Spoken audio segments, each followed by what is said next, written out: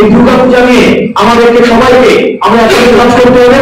আমাদের যেন কোনো আমাদের ওয়েস্টার্ন মিডিয়াতে এবং ইন্ডিয়াতে যেভাবে পোর্ট্রে করা হচ্ছে এটা ফান্ডামেন্টালিস্টদের আন্দোলন, এটা হচ্ছে ইসলামিস্টদের আন্দোলন, জিহাদিদের আন্দোলন, এটা জিহাদি হয়ে যাচ্ছে, এই বিষয়গুলোতে আমাদের সরব থাকতে হবে।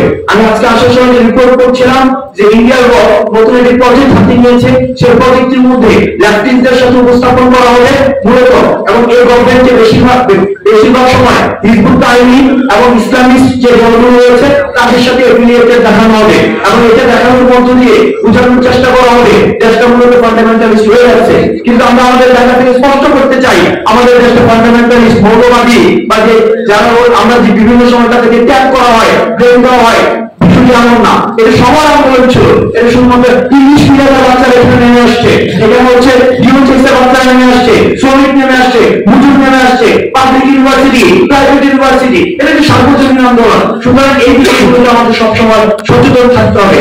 আরেকটি জায়গায় তারা আমাদেরকে কনস্পিরেসি করতে পারে, সেখানে বারবার করে দেখানো হতে পারে, বিশেষ করে যারা আমরা ইসলামিক যে দলগুলো রয়েছে তাদেরকে মিস ইনফরমেশন বারবার করে দেওয়া হচ্ছে যে এই সরকার ওয়েস্টার্ন বিভিন্ন কালচার এখানে ইনকর্পোরেট করার চেষ্টা করা হচ্ছে, এটা তো সুদী সরকার।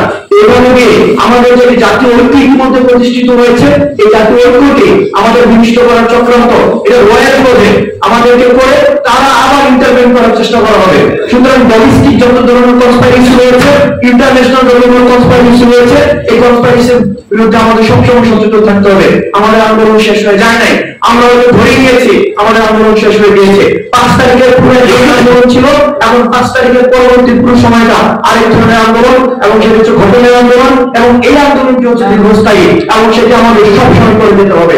আপনারা সবাই ভালো থাকবেন, সুস্থ থাকবেন। আসসালামু আলাইকুম।